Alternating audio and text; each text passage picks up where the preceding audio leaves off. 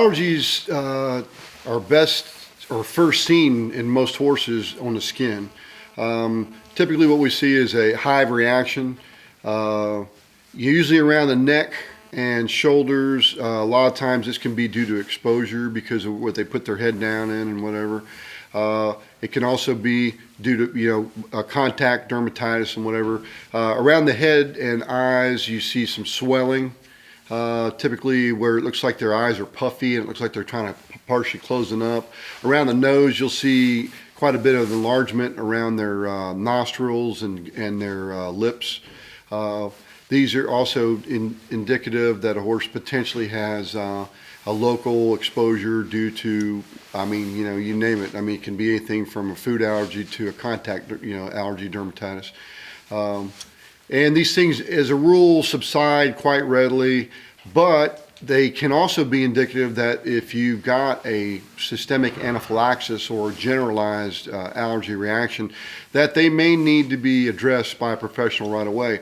If you see this type of swelling and what they call an urticarial or skin type reaction, which creates a lot of edema due to a histamine release, you may need to call a veterinarian to get both an antihistamine, a systemic cortisone or steroid shot, or something in order to stop this swelling, because not only can it affect them cutaneously, but it could also create quite a bit of edema in the upper airway and could obstruct their airway and be a life-threatening situation. So if you hear them making a bit of a occluded, rough noise when they breathe or inspire, when it sounds like they're becoming like they're choking almost a little, you might need to call a professional as soon as possible, and this might be very well could be an emergency situation. So this is in the acute phase. In the long-term situation, what you'll see is the edema stays around just on the skin, around the head and things like this for a while. These types of cases may need to go on a dietary supplement of antihistamine or some corticosteroids, i.e., dexamethasone powder or whatever, in their feed for a few days in order to, or would require maybe an injection for a few days in order to take this edema away and get, stop the clinical symptoms. What about like around the barn? A lot of horses can be allergic to straw, their bedding or shavings, or different types of hay. So what's the person to do, or how would they eliminate or find out what would be the cause of an allergy? Well, if it's if it is a bedding situation and, you end up seeing it, let's say, for instance, if you're on straw and they're reactive to maybe something they've sprayed on the straw, a lot of times you'll see it on their side when they lay down if they don't have a blanket on, or you'll see it on their legs, or you'll see it on their muzzle.